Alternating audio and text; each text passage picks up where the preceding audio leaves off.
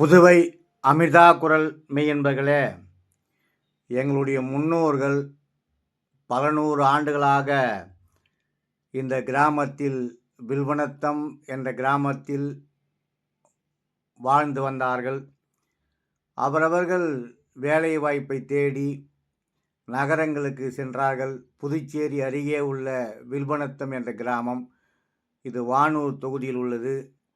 இந்த வில்வனத்தம் கிராமத்தில்தான் எங்களுடைய முன்னோர்கள் வாழ்ந்தார்கள். எங்கள் உறவினர்கள் இன்னும் சில பேர் அங்கு இருக்கிறார்கள். அந்த ஒரு நிகழ்விலே கலந்து கொள்வதற்காக அந்த வில்வனத்தம் என்ற ஊருக்கு சென்றோம். அந்த ஊர் எனக்கு மிகவும் பிடித்தமான சிற்றூர். கிராமமாக இருந்தாலும் அன்பு நிறைந்த ஊர். சிவன் ஆலயம் இருக்கிறது, சித்தர் ஆலயம் இருக்கிறது, விநாயகர் ஆலயம் இருக்கிறது, அம்மன் ஆலயம் இருக்கிறது, துரௌபதி அம்மன் ஆலயம் இருக்கிறது. ஒரு பெரிய குளம், 2 குளம் இருக்கிறது.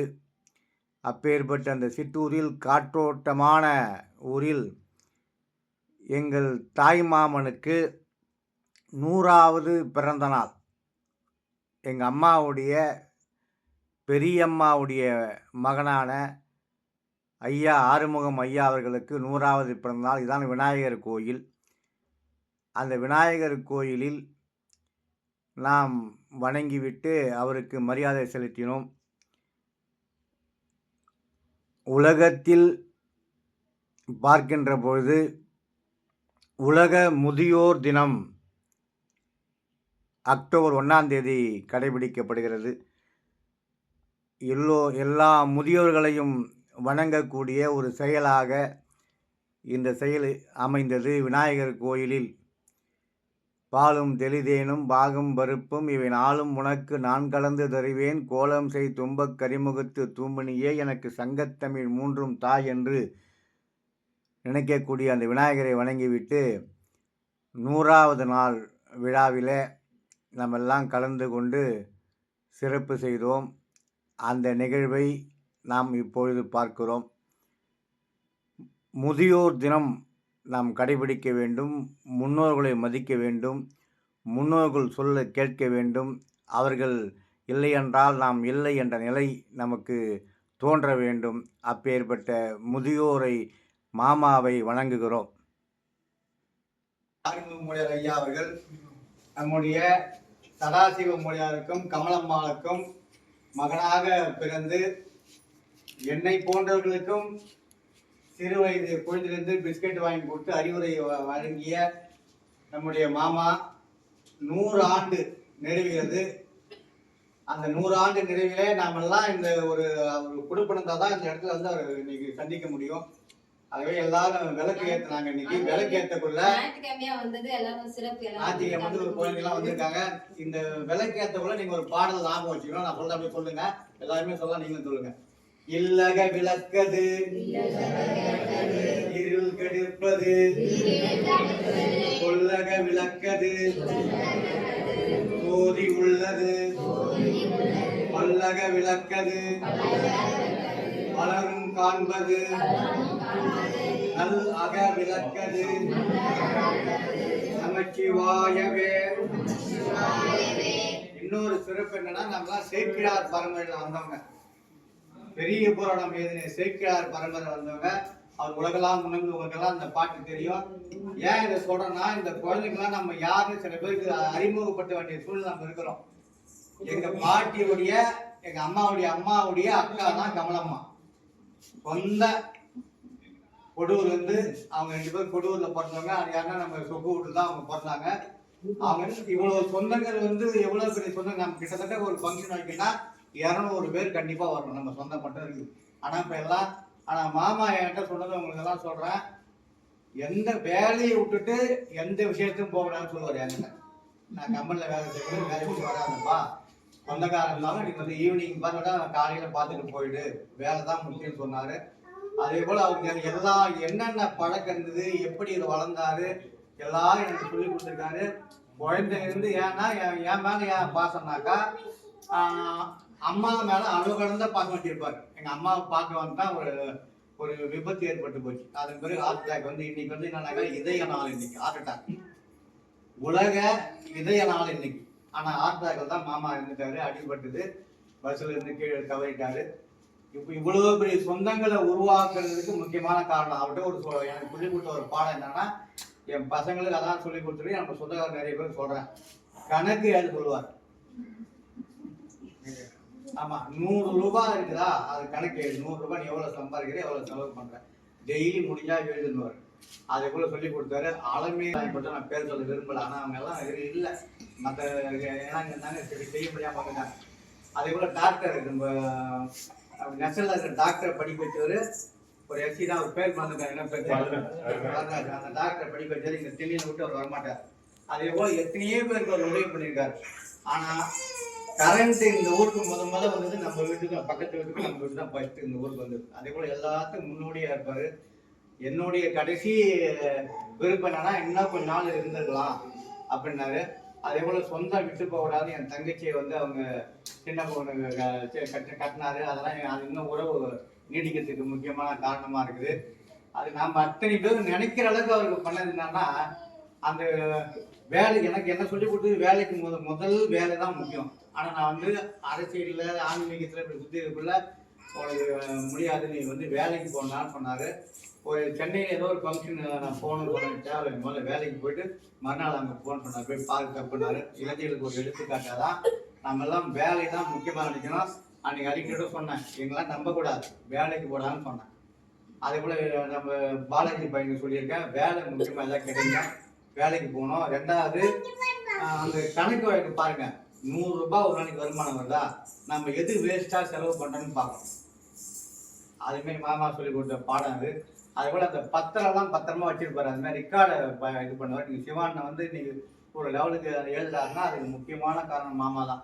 இங்கதான் வந்து ஒரு பத்திரம் எழுதுவார். அந்த திணியில் தான் உட்காந்துக்கமே தெரியும். அந்த வீரநாள் கோவில் பக்கத்துல அங்கேயா தண்ணி இல்லை, தண்ணி போல பாருங்க, அவங்க எப்படி அந்த மேப்பு தெரியும், அந்த ஆற்றல் எப்படி வந்தது. சின்ன வயசு இடத்த பார்த்துருப்பாரு. இந்த வரப்பு இந்த பக்கம் இருக்குது, இந்த இந்த சர்வே நம்பர் முதல் கொண்டு சென்ட் முதல் கொண்டு கணக்கு வச்சிருப்பாரு. அதே போல அந்த ஆட்கள் அவருக்கு வந்தது. அது சொந்தம் விட்டு போகக்கூடாதுன்னு எல்லாரையும் பண்ணாரு. இந்த 100வது 1000 பிறை கண்டவர் அவர். ஒரு மாதத்துக்கு ஒரு பிறை, கிட்டத்தட்ட 80 வயசுக்கு மேல இருந்தாலும் 1000 பிறை கண்டவர் தான். 1000 பிறை கண்டவர். அந்த அப்பேற்பட்ட ஆற்றல் பட்ட இடத்துல நம்ம அவரை வணங்கினாலே அது ஒரு புண்ணியம். அவர் ஒரு போட்டோவை நான் வீட்டில் ஒரு பொக்கிஷமா வச்சிருக்கேன். அது வந்து ஒரு குடிசை வீட்டுல அமர்ந்திருப்பார். நம்ம கணக்கில் குடிசை வீடு, இது புதிய வீடாக மாறினார் பண்ணார். அவர் ஆசைப்படிக்காக அவிழ் கட்டியாச்சு. அந்த மார்பெல்லாம் போட்டு எல்லாம் வந்து கடைசி வரைக்கும் வந்தார். அக்கா தான் எனக்கு டெய்லி தயிர் கொடுத்து என்னை வந்து இந்த அளவு நான் இருக்கேன்னாக்கா, தயிர் உடம்பு ரொம்ப முக்கியம். அதெல்லாம் தயிர் சாப்பிடுங்க, தயிர் ஒத்துக்குங்க சாப்பிட்றதுக்கு, பசுந்தயிர் ரொம்ப நல்லது. ஒவ்வொரு நாளும் டெய்லி எனக்கு தயிர் சாப்பாடு வந்துடும். நான் அந்த கொடியில போய் அந்த இதில் வந்து எனக்கு மரம் நடத்தினா ரொம்ப பிடிக்கும். நான் நிறைய மரங்கள் நட்டு, அதெல்லாம் நான் சொல்ல விரும்பல. நீங்களும் அந்த மாம்பழம் சாப்பிட்டா கூட எனக்கு மாம்பழம் ரொம்ப பிடிக்கும். அந்த மாம்பழம் நான் போட்ட மாதிரி தான் இருக்குது. அது எந்த நான் சொல்ல விரும்பல, அதை நான் எனக்கு பெருமை சொல்ல விரும்பல. அது போல நீங்கெல்லாம் மரத்தை நடணும். மாம்பழம் ரொம்ப பிடிக்காது. அது போல மரம் இருக்குது. இந்த மரத்துல வந்த மாம்பழம் நான் சாப்பிட்டேன். நான் வச்ச மாமரம் கூட இருக்கலாம், இங்க இருக்கலாம், இங்க இருக்கலாம். அதே போல நம்ம குழந்தைங்கெல்லாம் மரம் நடணும். மாமரமோ ஏதோ ஒரு பலாமரமோ நட்டோம்னா நம்ம வாழ்நாளில் அதை சாப்பிடலாம். அதுவும் நமக்கு ஒரு திருப்தி. அந்த சவுக்கு தோப்பு வந்து ஒரு 5-10 ஏக்கருக்கு மேல இருக்கும். அந்த சவுக்கு மரத்தை பார்த்துக்கினேன். அந்த அங்க அப்படின்னாரு. அந்த சவுக்கு மரம் தான் எனக்கு கல்யாணத்துக்கு பந்தல் போட்டு உதவிச்சு. ஏதோ ஒரு சவுக்கு மரம், 3 சவுக்கு மரம். அவர் இந்த பொண்ணை கல்யாணம் விஜய் கல்யாணம் பண்ணிக்கணும்னு சொன்னேன். அம்மா வேற இடத்துல பொண்ணு பார்த்துக்கலாம் பண்ணாரு. அதான் வேணாம், இந்த பொண்ணை கல்யாணம் பண்ணாரு. அதே போல எனக்கு என்னை பொறுத்த வரைக்கும் நிறைய எனக்கு உதவி பண்ணியிருக்காரு. அதே போல சில பேர் என் மேலே அவ்வளவு பாசமா இருக்காருன்னு சொல்லி நம்ம சொந்தவங்க என் மேலே ரொம்ப வருத்தப்பட்டாங்க. அதே போல மாமா அத்தனை பேருக்கு அவருக்கு வந்து உதவி பண்ணியிருக்காரு.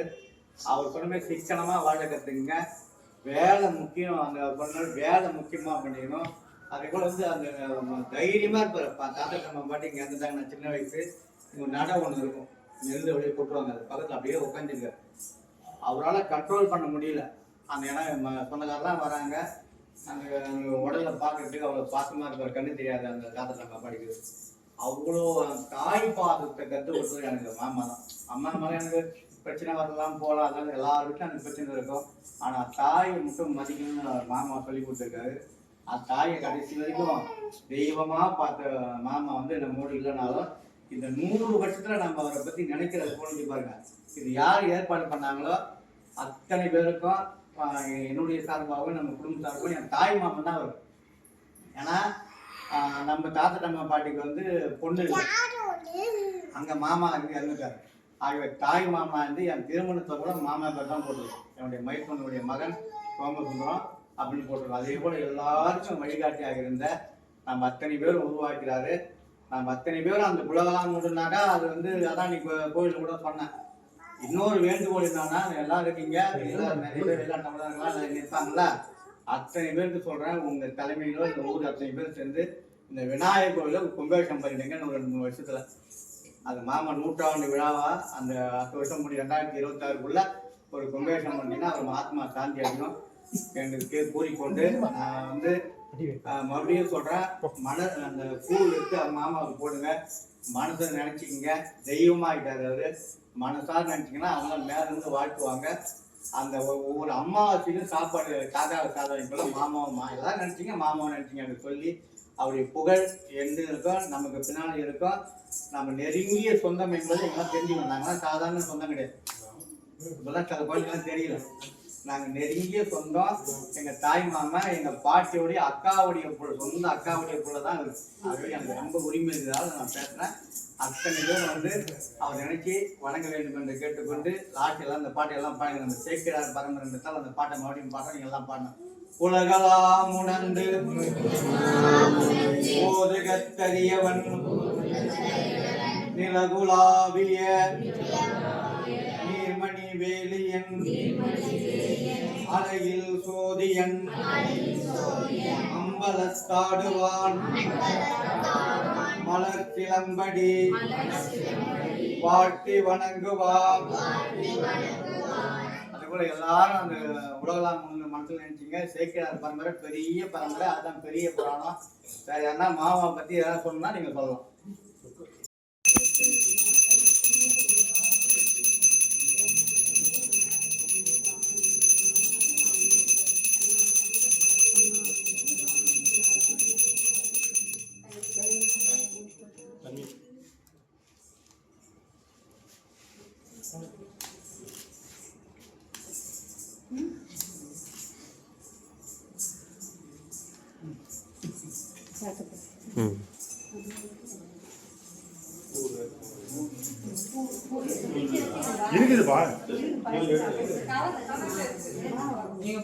ஆயிரம் பிறை கண்ட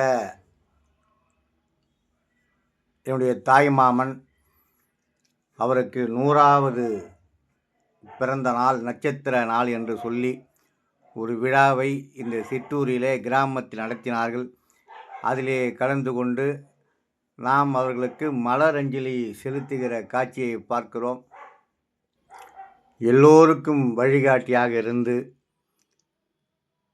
ஊருக்கும் வழிகாட்டியாக திகழ்ந்த எங்கள் ஆருயிர் மாமா ஐயா அவர்களை மலரஞ்சலி செலுத்துவதில் எங்கள் குடும்பத்தோடு நாங்கள் மகிழ்ச்சி கொள்கிறோம். நிறைய பேர்களுக்கு உதவி செய்வது மட்டுமல்ல, அவர்களுக்கு என்னென்ன தேவைகளை அறிந்து செய்யக்கூடிய ஆற்றல் உள்ளவர். குறிப்பாக சொல்ல வேண்டுமானால், இறுதி கடமையை ஒருவர் இயற்கை எய்துவிட்டார் என்றால் அவர்களுக்கு எல்லா உதவிகளையும் செய்து கடைசி வரை இருந்து நல்ல காரியமாக இருந்தாலும் கெட்ட காரியமாக இருந்தாலும் கடைசி வரை இருந்து உதவக்கூடிய வள்ளலாக திகழ்ந்திருக்கிறார்.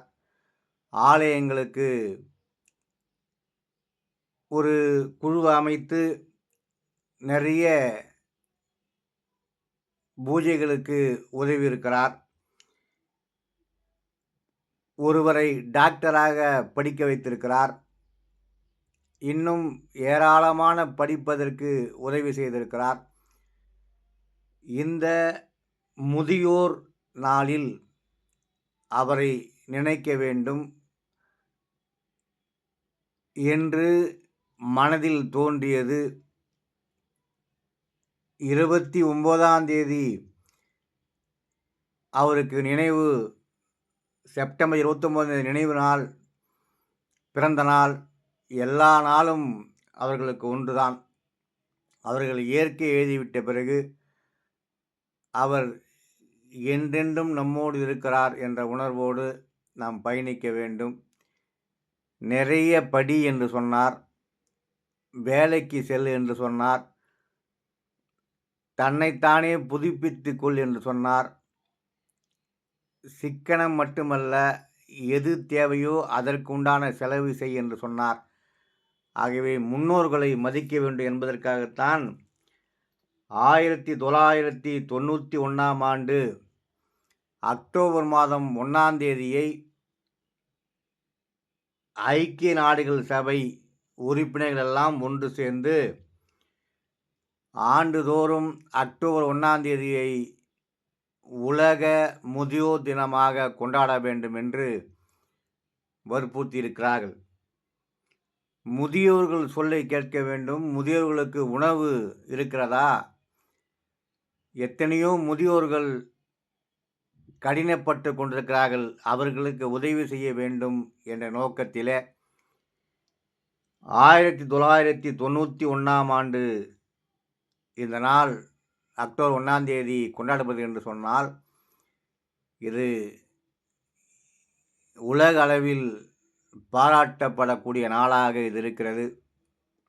நம் ஊரிலும் முன்னோர்கள் இருப்பார்கள், நம் முன்னோர்கள் இருப்பார்கள். அவர்கள் இல்லை என்றால் நாம் இல்லை என்ற நிலைமையை நினைந்து அவர்களுக்கு நாம் உடை, உணவு, என்னென்ன மருத்துவ உதவி, என்னென்ன உதவிகள் நமக்கு செய்ய முடியுமோ அதை செய்ய வேண்டும். அதேபோல் அந்த முதியோர்களை மதிக்க வேண்டும்.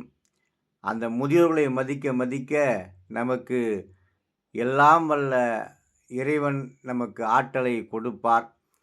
அப்பேற்பட்ட தருணத்தில் எனக்கு முதியோராக, எனக்கு மூத்த தாய் மாமனாக விளங்கியவர், என் தாய்க்கு அதிக பாசம் கொண்டு எங்களை நல்வழிப்படுத்திய மாமா அவர்களையும் நான் முதியோராக, மூத்தோராக நினைத்து வழிபட தினந்தோறும் வழிபட்டு கொண்டிருப்பேன், நினைத்து கொண்டிருப்பேன். அதேபோல் தமிழ் மீது எனக்கு பற்று என்பதை உணர்ந்து அதற்கெல்லாம் ஊக்கத்தை கொடுக்கக்கூடிய இன்னும் ஒரு மாமா திருஞான சம்பந்தம். இப்படி எல்லா முன்னோர்களும் நமக்கு ஏதோ ஒரு வகையிலே உதவி செய்கிறார்கள். இந்த முன்னோர்கள் தினத்தன்று முன்னோர்களை பற்றி நான் பதிவிடுவதில் பெருமை கொள்கிறேன். அதேபோல் தமிழால் எனக்கு பற்று வர காரணம் புதுச்சேரியை சேர்ந்த புரட்சி கவிஞர் பாரதிதாசன்.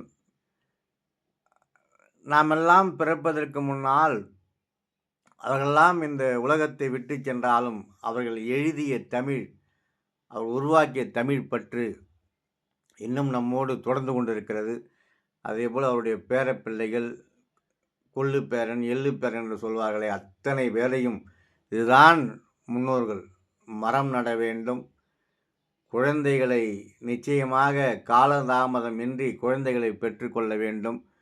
இதுதான் அந்த முன்னோர்கள் நம்மை உருவாக்கினார்கள், நாம் ஒரு சந்ததியை உருவாக்கி செல்ல வேண்டும். இதுதான் நாம் செய்கிற கடமை. இன்னும் எவ்வளவு மதிப்போடு வணங்குகிறார்கள் என்பதை நினைக்கின்ற பொழுது பேரப்பிள்ளைகள் வணங்குகிறார்கள். அந்த பேரப்பிள்ளைகளுக்கு குழந்தைகள் அவர்களும் வணங்குகிறார்கள். இதெல்லாம் நினைக்கின்ற பொழுது நமக்கு உண்மையிலே மகிழ்ச்சியாக இருக்கிறது. முன்னோர்களை மதிப்போம், முன்னோர்கள் சொல் கேட்போம், இப்பொழுது இருக்கிற முன்னோர்களையும் மதிப்போம் என்று சொல்லி முதியோர் தின வாழ்த்துக்களை தெரிவித்துக்